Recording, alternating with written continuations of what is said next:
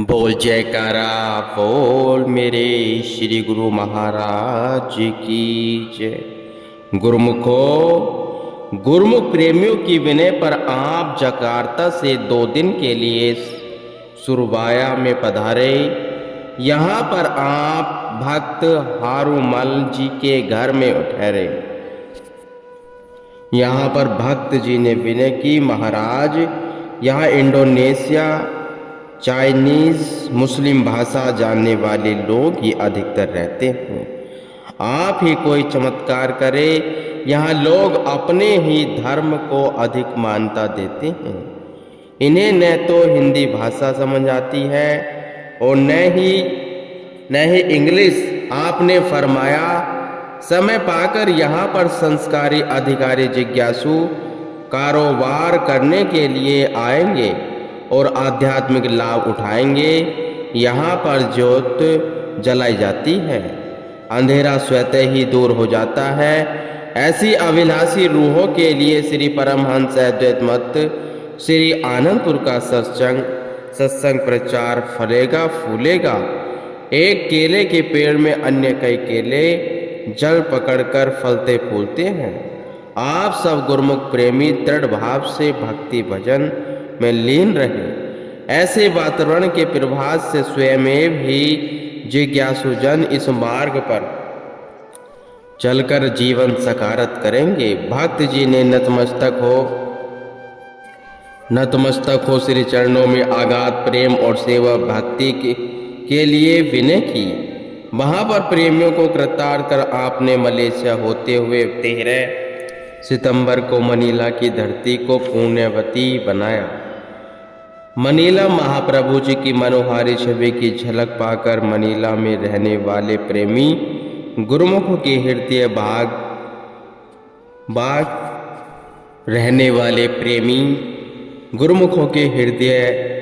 बाग बहार हो गए। वे तन वदन की सब सूद भुलाकर प्रेम में मग्न हो झूमने लगे। आप भी उन्हें प्रेम भक्ति के रंग में रंगा हुआ देखकर अति प्रसन्न हुए। आपने 5 दिन तक प्रेम भक्ति का रंग छिटकाया, पावन वचनों का अमृत्य पिलाया और दिव्य लीलाओं से सरसाया।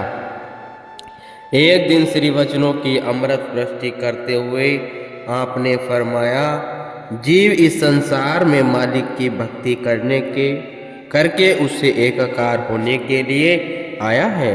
जो मालिक का बन जाता है दुनिया की सुख संपदा को, तो क्या स्वर्गों के सब सुख उसके पास आ जाते हैं।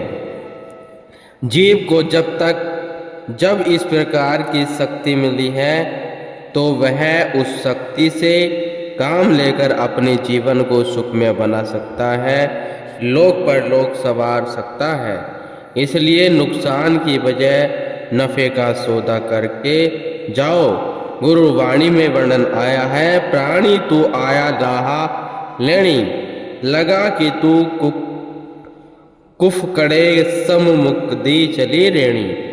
कुदम करे वसु पंखिया दिसे नाही कालू ओते साधे मुनको माथा माया जादी।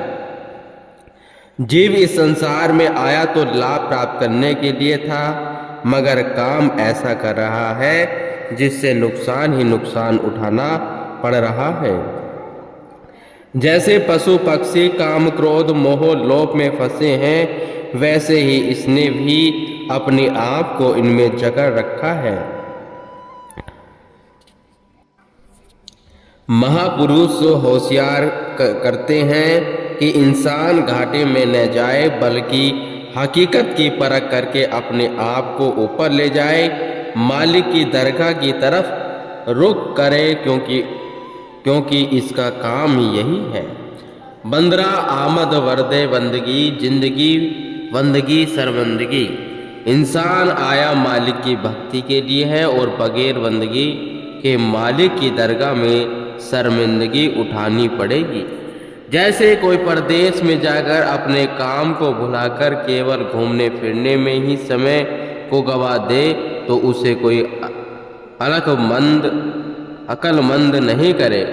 कहेगा ऐसे ही इंसान भी इस परदेश में आया है अपना काम करने के लिए। जो अपना काम करके जाएगा वही मालिक की दरगाह में सुखरूप होकर जाएगा। इसलिए प्रेमियों, संसार के काम धंधे करते हुए चित्त में मालिक का ध्यान बसाओ ताकि यहाँ भी जीवन सुखी हो और मनुष्य तन का भी लक्ष्य भी पूरा हो जाए। महापुरुषों का यह मिशन होता है, जो जीव उनके संपर्क में आ गए हैं वे चेत जाए, होशियार हो जाए और अपने काम में लग जाए। मालिक की भक्ति कमाकर अपनी जीवात्मा का कल्याण कर ले। सन 1977 यात्रा भक्त वत्सल करुणामय प्रेम भक्ति के भंडारी प्रभु श्री श्री 108 श्री परमहंस सतगुरुदाता दयाल श्री पंचम बादशाही महाराज जी ने श्री परमहंस अद्वैत मत श्री आनंदपुर का गौरव बढ़ाने, सत्यनाम की ध्वजा फहराने, अधिकारी संस्कारी रूहों को जगाने एवं उन्हें आत्म आनंद की अनुभूति कराने के लिए पश्चिमी देशों को कृतार्थ करने का संकल्प किया। लंदन, स्पेन, अरब एवं अन्य देशों में खुशखबरी पहुंची ही आकाश जल थल व दसों दिशाएं अलौकिक दिव्य प्रकाश से प्रकाशित हो गए। हर ओर से मधुर संगीत उत्पन्न करती हुई सुरभित समीर हृदयों को आनंदित करने लगी। सब प्रेम के देव के श्री दर्शन पाएंगे अपने भाग्यों पर गौरवान्वित हो रहे थे। श्री सद्गुरु महाराज जी ने विदेश यात्रा हेतु श्री प्रयाग धाम में मुंबई के लिए प्रस्थान किया। मुंबई अमरधाम आश्रम के निवासी संगते वह प्रेमीजन उमंगों एवं हार्दिक तरंगों से गीत गाते हुए श्री चरणों में सुखद सुमंगल यात्रा के लिए शुभकामनाएं अर्पित कर महाप्रभु जी की मधुर मुस्कान एवं शुभ आशीष से आत्मविभोर हो गए रहे थे।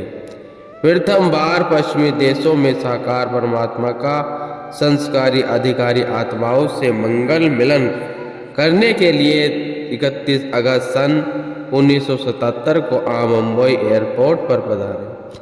वायुयान ने उड़ान भरी और आकाश वायु एवं दिशाएं झुमझुमाती हुई श्री दर्शन तथा श्री चरणों में स्पर्श पाकर अनूठा आनंद पाने लगे। श्री परमहंस दाता दयाल जी पावन मौज को साकार करने के लिए आप ऊंची उड़ान के संग उमंगों के हार पिरो रहे थे। 3 घंटे की उड़ान भर जहाज दुबई शहर में पहुंचा और प्रेमियों ने अपने प्रीतम प्यारे को पाकर अति भव्य स्वागत किया। दिलों को हराने वाले मनोहारी छवि के श्री दर्शन पाकर खुशियों में भाव विभोर होते हुए शुभ सुगुन मनाने लगे और प्यारे प्रभु के अभिनंदन में प्रेम व गुरु महिमा के गीत गाने लगे। आनंद विभोर होकर अपने हृदय के उद्गारों को प्रकट करने लगे। दुबई शहर में इतनी भीषण गर्मी थी कि सूर्य की प्रचंड किरणों से रेतीलो भूमि की तपस सहन शक्ति से बाहर थी। हवा का तो नाम तक न था। एक तरफ तो यह बाहर की गर्मी थी और दूसरी ओर मायावी चकाचौंध में लिप्त जीव विकारों की गर्मी से झुलस रहे थे। ऐसे में ही श्री सद्गुरु महाराज जी ने अपने पावन वचनों की शीतलता बरसाकर अंदर एवं बाहर से तपती हुई रूह को शाश्वत सुख व शांति प्रदान कर महान उपकार किया। महाप्रभु जी ने सबको सच्चे नाम की नौका पर बिठलाकर सत और असत का भेद विस्तार से समझाया और फरमाया, जो नाम की नौका पर बैठ जाते हैं वे सत्पुरुषों की कृपा से भवसागर से पार हो जाते हैं और वे ही सच्चा आनंद पाते हैं। जीव आत्मा शरीर नहीं है, वास्तव में शरीर इसको मिला है अपने मकसद को पूरा करने के लिए। जब तक इसने अपने आप की पहचान नहीं की, इसने कुछ भी नहीं किया। जो यह एका जानिए तो जानो सब जान, जो यह एक न जानिए तो सभी जान अजान। जिसने अपने आत्मा की पहचान नहीं की, अपने आप की पहचान नहीं की, उसने कुछ भी नहीं जाना। जैसे आया था वैसे ही दुनिया से लौट गया। उसका कीमती जीवन यूं ही बर्बाद चला गया। उससे कोई लाभ न उठाया। जिसने आत्मज्ञान जान लिया उसने सब विधाएं जान ली, सब हुनर जान लिया। ये जितने भी दुनिया के इल्म पढ़ते हैं, विद्याएं पढ़ते हैं, सब इसी में आ गए हैं। अगर इस तत्व को नहीं जाना तो कोई विद्या काम नहीं आएगी, हुनर काम नहीं आएगा, सब व्यर्थ चले जाएंगे। अगर कोई यह कहे कि इसकी क्या जरूरत है, रूहानी विद्या पढ़ने कोई जरूरी काम है, इसके बिना तो संत महापुरुष फरमाते हैं कि अन्य विद्याओं की कोई कीमत ही नहीं है। वेद शास्त्र भी सब यही कहते हैं कि इसकी पहचान करो, अपनी आत्मा की लगता करो।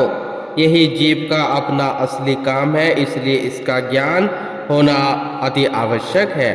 आप ही बताओ कि आप दुनियादारी गृहस्थी हैं, दुनियादारी गृहस्थ हैं, आपको बच्चों को पढ़ने की क्या जरूरत है? आप उनके माता पिता हैं। आप समझते हैं हो कि यदि बच्चा पढ़ेगा, विद्या सीखेगा तो कुछ बन जाएगा और कुछ इल्म हासिल करके दुनिया से उन्नति प्राप्त करेगा। क्या छोटे बच्चे को ज्ञान होता है कि मैंने पढ़ना है, स्कूल में जाना है? माता पिता ही अपना कर्तव्य समझकर बच्चे को स्कूल में भेजते हैं ताकि वह विद्या पढ़कर कुछ बन जाए। इसी तरह संत महापुरुष जानते हैं कि इस रूहानी विद्या की मनुष्य को पढ़ने की जरूरत है। वे समझाते हैं कि तुम वह क्लास पास करो जिससे तुम्हारी आगे चलकर तरक्की हो, वरना यह मनुष्य शरीर जो कीमती है हाथ से चला जाएगा। यह खाने पीने वह हैज इजरत के लिए नहीं मिला। जब पहले 84 लाख योनियों में थे तो सब कुछ मिलता रहा, कुटुंब परिवार भी मिलता रहा, सब चीजें मिलती रही, मगर वह चीज नहीं मिली जो भवसागर से पार कर दे, ताकि आपको 84 का दुख न उठाना पड़े। अब जब संयोग से सत्पुरुषों की संगति मिल गई तो जीव का यह कर्तव्य हो जाता है कि वह उनके उपदेशों को हृदय में धारण करके अपनी जीवात्मा का कल्याण करे और आवागमन के दुखों से निजात हासिल करे। श्री वचन सुनकर गुरुमुखों को जब वास्तविकता का बोध हुआ तो वे मन माया की गुलामी वह व्यतीत हुए समय पर पश्चाताप करने लगे और श्री प्रभु जी के गुणानुवाद गाने लगे, जिन्होंने अज्ञान का तिमिर दूर करके हृदयों में सच्चे ज्ञान का आलोक भर दिया, तपते हृदय को शीतल शांत कर दिया। प्रभु प्रेम और श्री दर्शनों का अमृत रस पान कर प्रेमी इतने मतवाले बन गए कि उन्हें खाने पीने की भी कोई सूध न रही। देर रात्रि तक वे श्री चरणों में ही बैठते रहते और श्री प्रभु जी भी आराम न करते। जब उसने पूछा जाता कि आप घर क्यों नहीं गए तो वे विवश होकर कहते, क्या करें, ये आंखें सुमंजुल छवि को श्री दर्शन करके तृप्त नहीं होती। आप भी उनके प्रेम के आकर्षण में बंधे हुए श्री दर्शन देने को आतुर रहते।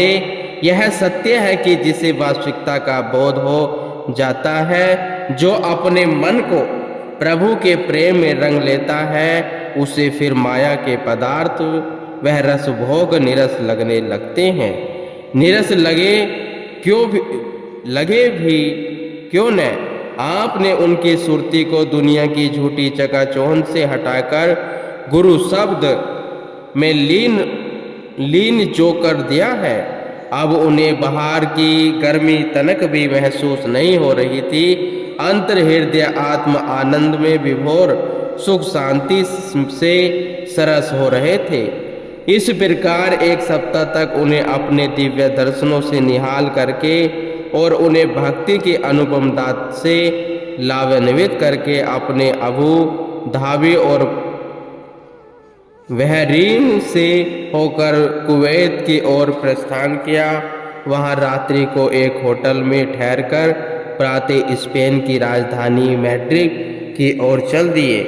श्री प्रभु जी का विमान भरकर ऊंची उड़ान जब मैड्रिड की धरती पर उतरा तो उस धरती के कण कण में उल्लास छा गया। वहां के प्रेमी इलाही ज्योति के दर्शन पाकर प्रसन्नता से झूम उठे और कहने लगे कि आज प्रथम बार हमें यहाँ पूर्ण सत्पुरुषों के श्री दर्शनों का सौभाग्य प्राप्त हुआ है। यहाँ थोड़े से प्रेमियों के लिए कृपा सागर प्रभु जी ने कृपा फरमाकर जो महान उपकार किया है उसके लिए हम जन्म जन्म आभारी रहेंगे। उनकी सच्ची लगन और प्रेम को देखकर आपने फरमाया, महापुरुष तो यही चाहते हैं कि जीव जिस काम हेतु इस संसार में आया है वह अपने उद्देश्य को समझे और लक्ष्य की ओर ध्यान दे। तन से चाहे दुनिया के काम करे लेकिन अपने चित्त को सब ओर से समेटकर प्रभु के नाम सुमरन से जोड़ कर रखे। कहा भी है, कर से कर्म करो विधि नाना, मन में राखो कृपा निधाना। सत्पुरुषों की संगत में आकर इंसान को पता चलता है कि यह शरीर खाने पीने व ऐश इजरत के लिए नहीं बल्कि वहाँ तक के पहुँचने के लिए जहाँ से यह आया है। यह सुख स्वरूप आनंद स्वरूप ईश्वर की अंश है, सुखों का भंडार है। सुखों का भंडार होते हुए भी यह दुख भोग रहा है। इसका कारण क्या है? इसे अभी अपनी पहचान नहीं है। अपने आप की पहचान कब आती है? जब इंसान सत्पुरुषों की संगति में आता है। हीरे की पहचान तब होती है जब वह जौहरी के पास जाता है। लकड़ी की पहचान तब होती है जब वह बढ़ई के पास जाता है। इसी तरह मनुष्य जन्म की कदर कीमत सत्पुरुषों के पास जाने से ही पता चलता है कि यह कितनी कीमती वह अनमोल है। महापुरुषों की वाणियाँ बार बार जीव को चिताती हैं कि यह तन तुझे बड़े भाग्यों से मिला है। क्यों बड़े भाग्यों से कहा है? क्योंकि यह एक जन्म, 2 जन्म, 10 जन्मों के बाद नहीं बल्कि युगों के बाद मिला है। फिरत फिरत बहुत जुग हरियो मानस देहि लाही। नानक कहत मिलन वरिया सिमरत कहा नहीं। यह मनुष्य देही तुझे कई युगों के बाद मिली है। एक युग में कितने वर्ष होते हैं? एक युग में हजारों लाखों वर्ष होते हैं।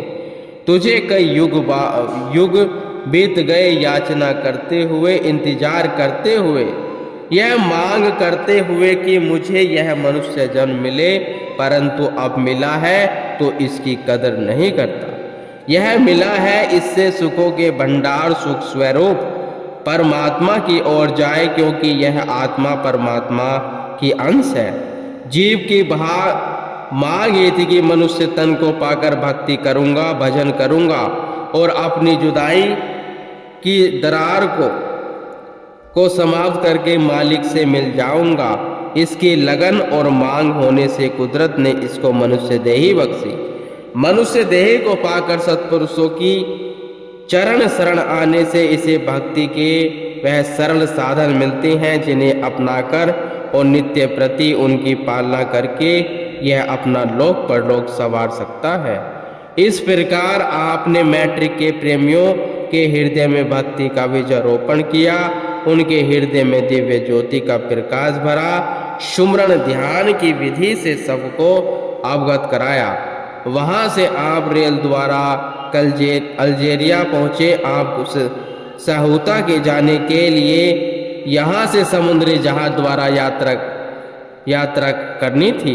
आज पृथ्वी आकाश के साथ जल भी अपने भाग्यों की सराहना की और परम पुरुष अवतार श्री स्वरूप श्री पंचम सदगुरु दाता दयाल जी समुद्र के तट पर पहुँचे। नूरानी रूप की दिव्य झांकी को निहार समुद्र ने